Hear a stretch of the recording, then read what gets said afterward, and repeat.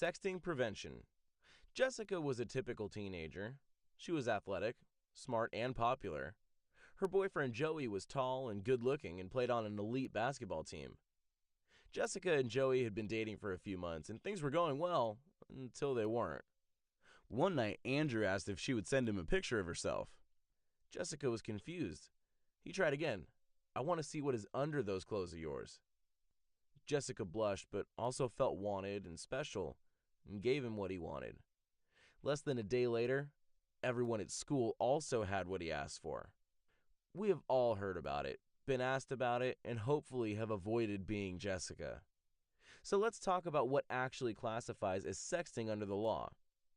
Sexting is the act of sending any sexually explicit message or photo electronically. When it involves someone under the age of 18, it is always illegal.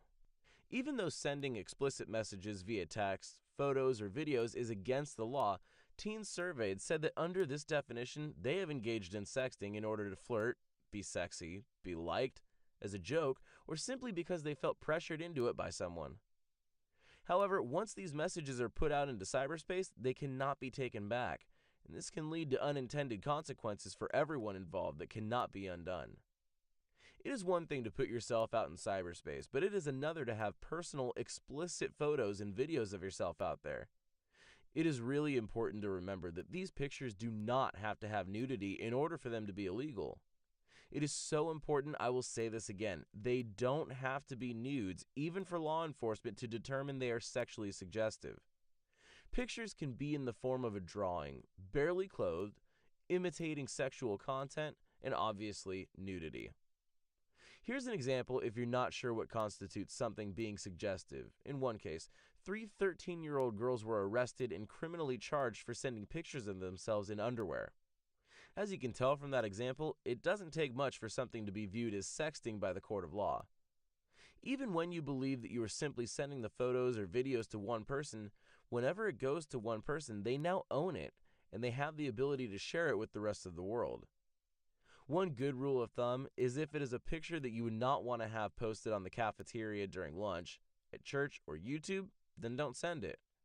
Let's talk about crimes now. Did you know that in all states, sexting can result in criminal charges if the pictures involve one or more minors? These criminal charges can range from a misdemeanor, which is a minor crime, to a felony, a severe crime that usually includes punishment by imprisonment for more than 1 year and steep fine, depending on the court's decision. Remember, once you post something, it isn't up to you. They decide if it is sexting. With all of the consequences that are involved in sexting, why do students still decide to participate in the crime? Many say that everyone does it. That won't matter if you are the one that is charged. Regardless of the reason, you must ask yourself whether this is the kind of attention that you really want to receive or risk your freedom over. Attention from law enforcement, your parents when they are contacted about your behavior, your principal, or maybe negative attention from your friends or other viewers on social media. So what if your circle of friends think it is just adults being too serious, and you all think that it is just a joke or all fun and games? I would encourage you to listen to that little voice in the back of your mind, reminding you of the consequences for your actions.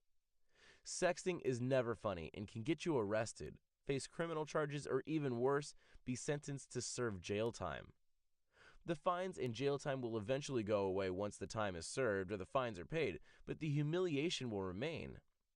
These are the things that colleges look for to rule out admissions against a sea of deserving students. Losing your ability to have the respect of your family and community may take a lifetime to disappear. Ask yourself, is sexting really worth it? If anyone asks you to send a sext, that is a crime. But if you respond to that request, now you have committed a crime and put that person asking in the position of having committed 2 crimes. What if that one picture you took for that special someone went viral after you broke up, or when their phone got into the hands of a wrong person? Remember, once it is out there, there is no getting it back. This can affect you getting into college, getting your dream job, or getting a job for that matter.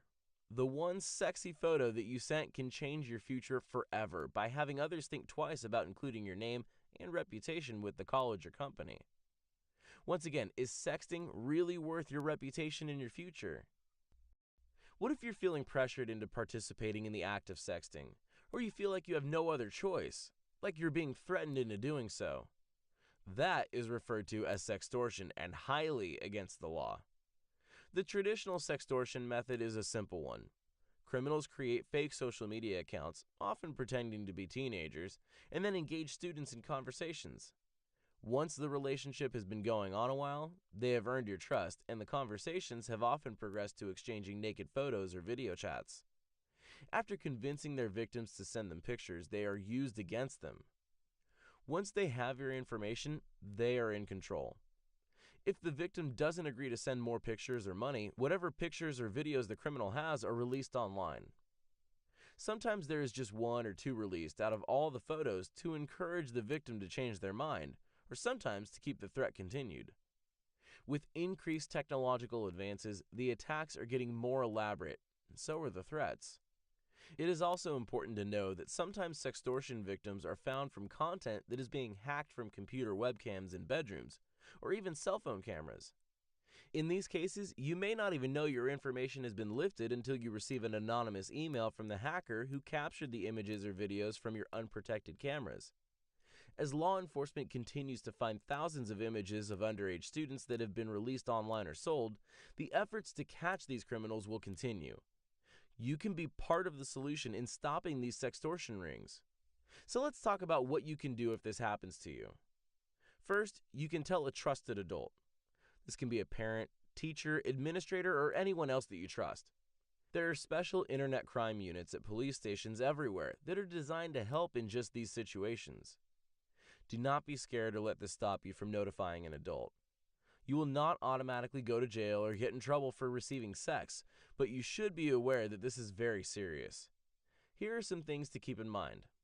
If anyone ever asks you to send an inappropriate picture or talk with them sexually, this should be reported immediately. If someone sends you a picture, never forward it to others.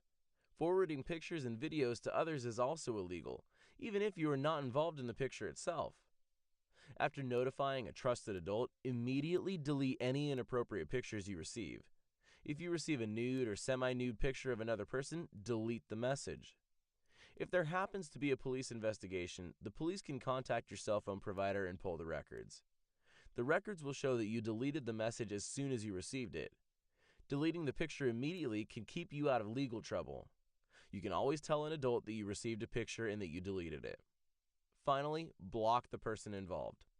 Make smart choices, and remember that once it is out in the cyber world, you no longer have control of it.